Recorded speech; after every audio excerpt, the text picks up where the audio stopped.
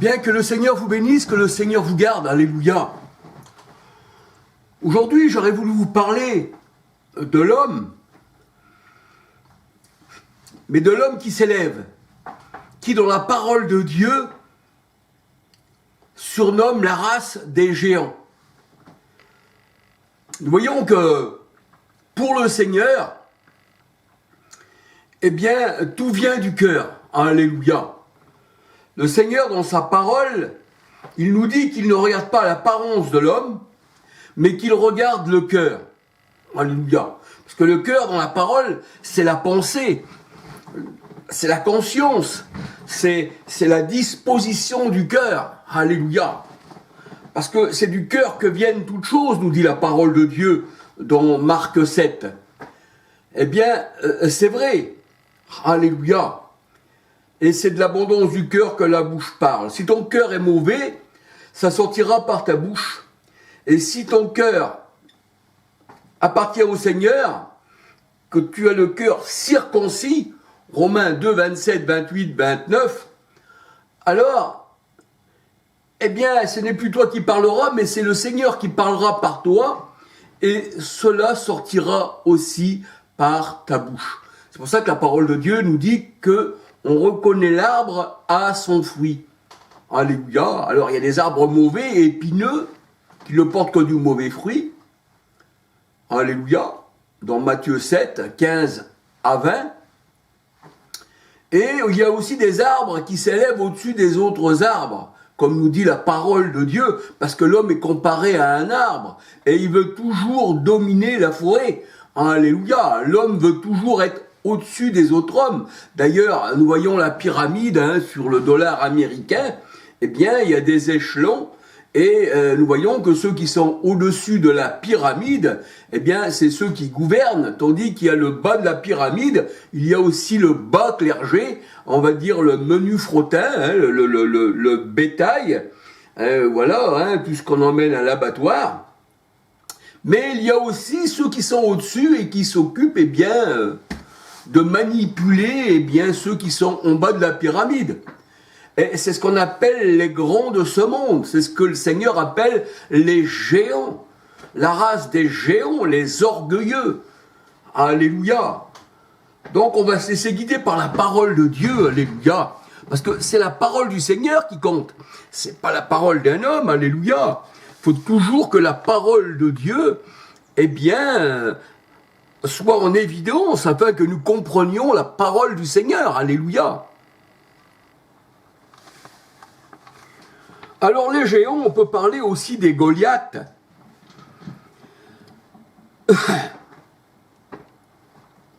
Les Goliaths. Alors on va regarder dans 1 Samuel 17, verset 4. 1 Samuel 17, 4 et 2 Samuel 21, verset 19. Et nous savons que ces géants étaient des Philistins. Ils étaient de Canaan. 2 Samuel 21, versets 15 à 22. 1 Samuel 17, verset 1 à 58. 1 Samuel 17, verset 1 à 58. Et nous voyons que la généalogie, eh bien, des Philistins,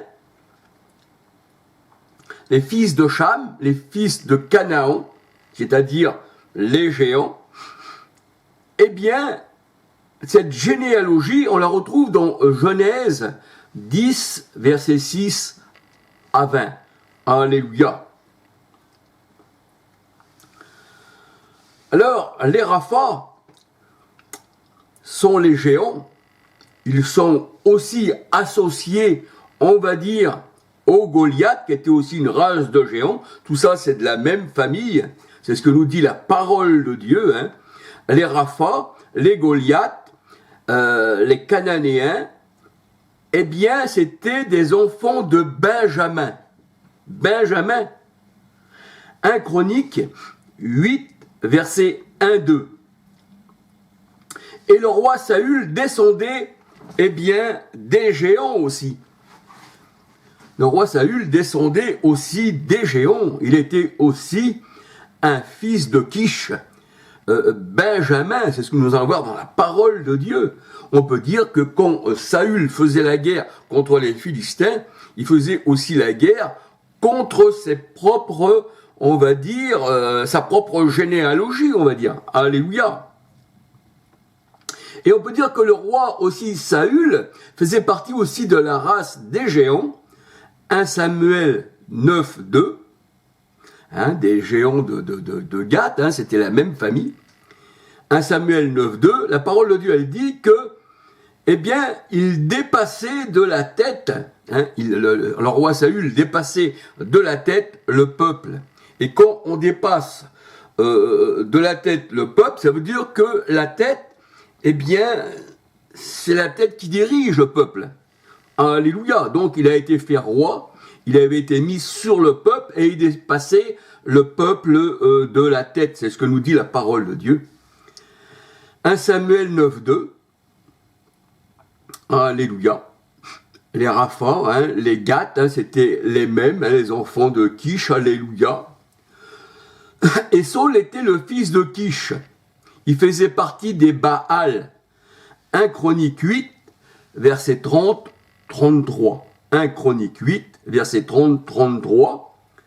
1 Chronique 8, verset 30, 33, 37, 38. 38 nous dit aussi que c'était aussi Ismaël. Alléluia. 1 Chronique 8, 38, Ismaël. Et dans 1 Chronique 8, 40, la parole de Dieu nous dit « Tout cela sont les fils de Benjamin ». Ça veut dire les Baal, ça veut dire les Rapha, ça veut dire les Anakim, ça veut dire les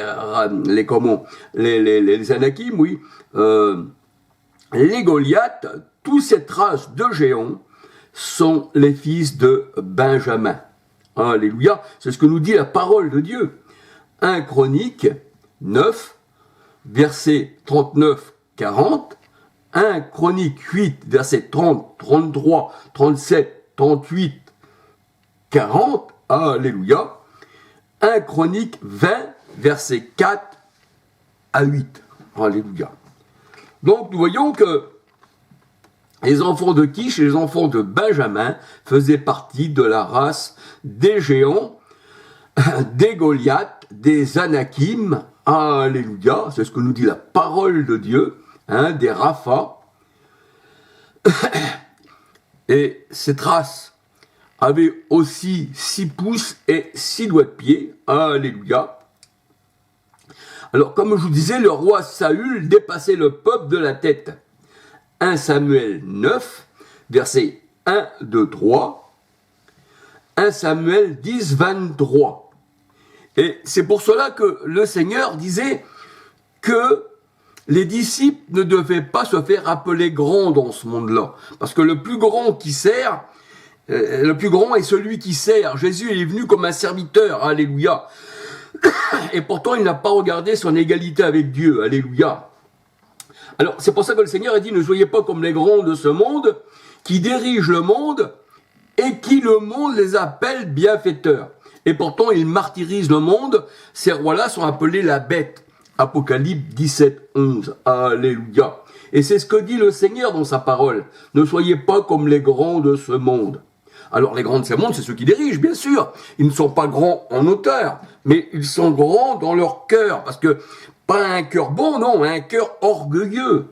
Et vous, on dit ça, c'est les grands du monde, ce sont des grosses têtes. Marc 10, 42 à 45.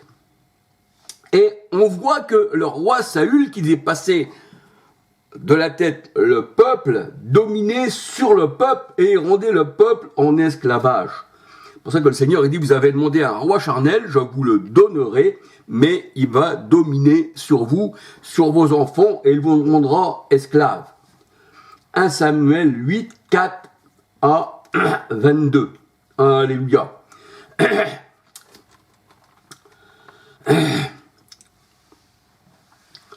Alors, les Anakim, c'est aussi de la race de Benjamin, de Kish, alléluia. Ça fait partie des Goliaths aussi, ça fait partie des Rapha.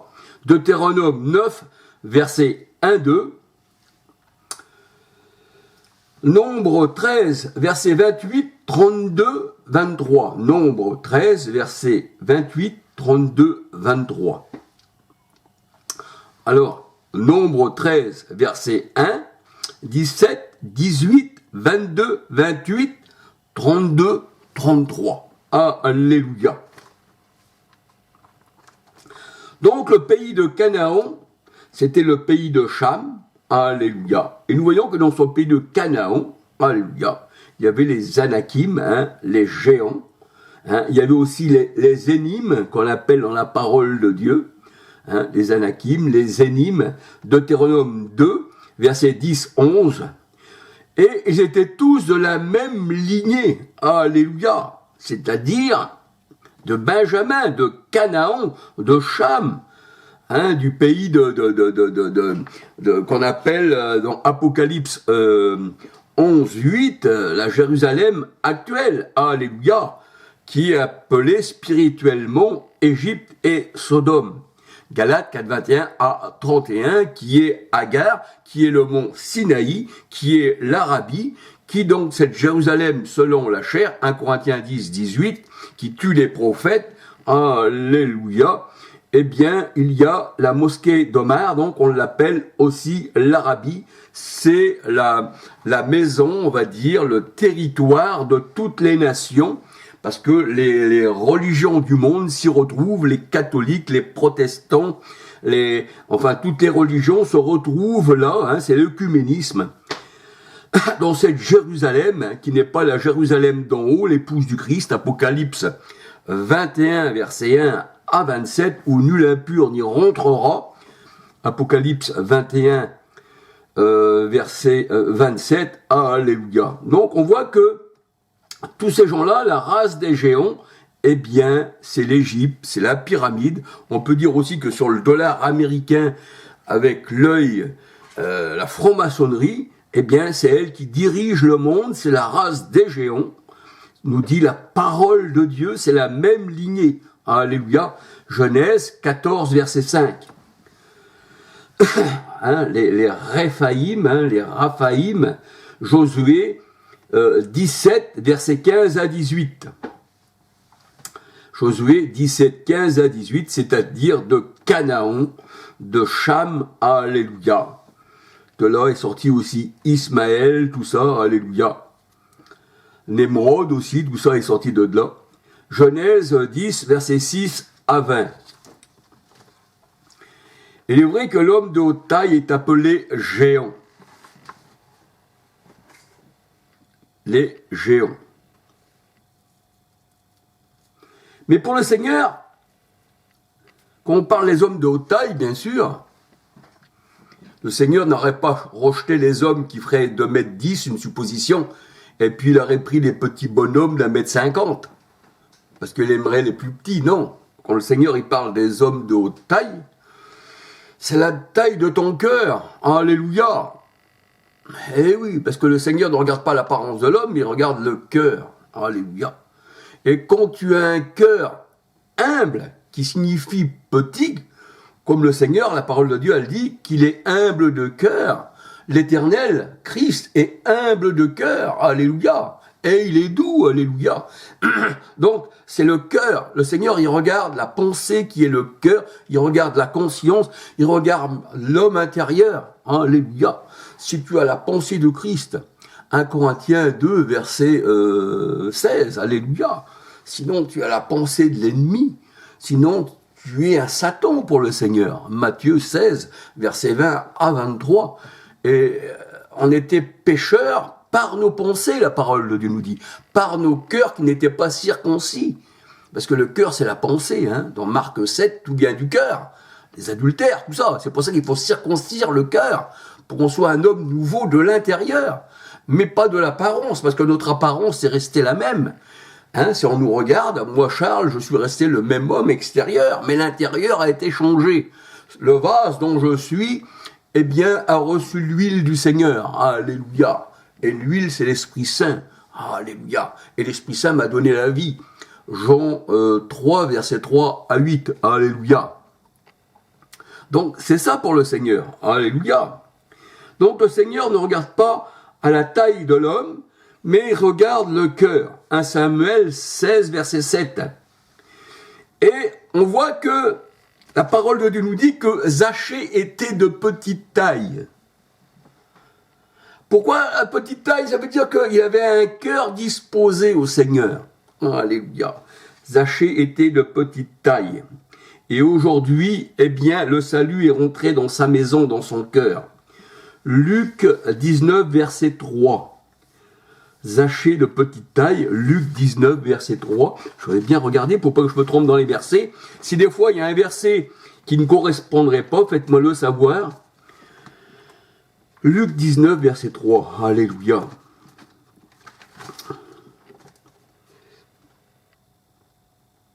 Ah non, là, ça va pas aller. Si je regarde dans Jean, ça n'ira pas. Luc 18, 19.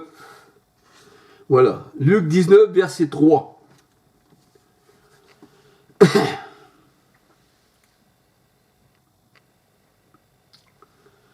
Alléluia. Luc 19, verset 3.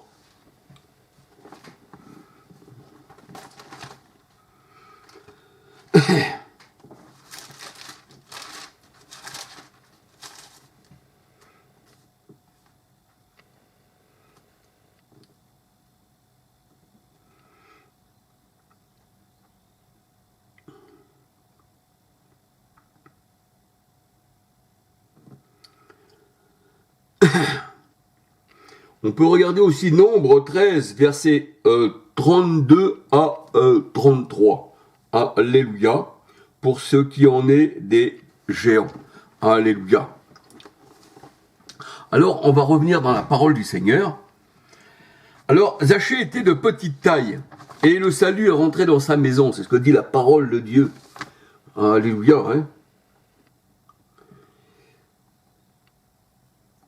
Luc 19, verset 9, 10. Parce que le Seigneur est venu chercher et sauver ce qui était perdu, et celui-ci était aussi un fils d'Abraham. Donc le Seigneur, il vient en aide aux enfants d'Abraham, ses élus. Alléluia. Jean 15, verset 16, Éphésiens 1, verset 4, 5, 11. Alléluia. Alors on peut dire que Saul de Tarse, de la tribu de Benjamin, faisait donc partie de la race des géants. Il faisait partie de la famille des Saulites. Il faisait partie, Saul de Tarse, qui est devenu Paul par la suite, il faisait partie de la famille des Saulites. Nombre 26, 13. Et Saul de Tarse, donc il faisait partie des Saulites, puisqu'il s'appelait Saul, comme le roi aussi Saül. Alléluia. Et on voit dans Philippiens 3,5 que Saul de Tarse, appelé Paul, dit qu'il fait partie de la tribu de Benjamin. Philippiens 3,5. Et là, on voit qu'il a reçu un autre nom. Il est plus nommé Saul, ni comme le roi Saül, hein, qui faisait partie des Saulites. Nombre 26, 13. Eh bien, il s'appelle Paul. Et Paul, dans la parole de Dieu, ça signifie petit. Celui qui est humble de cœur. Celui qui reconnaît n'être rien. C'est pour ça que Paul disait: quand je suis faible, je suis fort. Quand je rejette ma personnalité à moi, mais que la personnalité du Christ agit en moi, alors là, je suis fort. Parce que si on agit de nous-mêmes, eh bien, on est faible. Malheur à l'homme qui se confie dans un homme. Si tu te confies dans ta personne, Jérémie 17,5, si tu te confies dans ta personne, dans ta chair, là, tu es faible. Mais si tu reconnais ta faiblesse, si tu reconnais que tu n'es rien, que tu n'es pas grand, mais que tu es abaissé devant le Seigneur, eh bien, il t'élève. C'est la parole de Dieu nous dit, qui dit 1 Samuel 2, versets 4, 5, 6, 7, 8, le Seigneur, l'Éternel, abaisse et élève l'homme. Il le rend riche, il le rend pauvre, il le blesse il le rend malade et il le guérit. Alléluia. Et le Seigneur, il dit, celui qui s'abaisse sera élevé. Alléluia. Donc, on peut dire que quand tu es abaissé, et puis que le Seigneur t'élève, c'est là que tu deviens grand. Alléluia. Pourquoi? Parce que le Seigneur t'a fait asseoir aussi après, eh bien, avec ceux qui sont élevés, c'est-à-dire, il t'a mis dans une position élevée. Et on voit que le ciel représente une position élevée, et dans Lamentation 2, versets 1, 2, 3, on voit que la Jérusalem terrestre a été précipitée sur la terre. Alléluia. Pourquoi? Parce qu'elle avait de l'orgueil. Elle tuait les prophètes. Et elle a préféré les ténèbres que la lumière, parce que la parole de Dieu, elle dit que Christ est venu chez les siens, mais les siens ont préféré les ténèbres. Jean 1, verset 5, 9, 11, 12, 13. Alléluia. Alors le Seigneur, il dit qu'il brise les grands, il les écrase et il les frappe. Alléluia. Job 34, versets 24 à 27. Alléluia. Luc 1, verset 52. Ésaïe 10, verset 29, 33, 34. Ésaïe 10, verset 29, 33, 34. Et l'homme, comme il est comparé à un arbre, surtout s'il porte des épines à un faux prophète, Matthieu 7, 15 à 20, et qu'il veut dépasser les autres arbres, c'est-à-dire les autres hommes, eh bien le Seigneur, il dit, celui-ci sera coupé. Et on peut lire ceci dans Ézéchiel 31, versets 2 à 18. L'arbre, l'homme orgueilleux, le cœur qui saigne,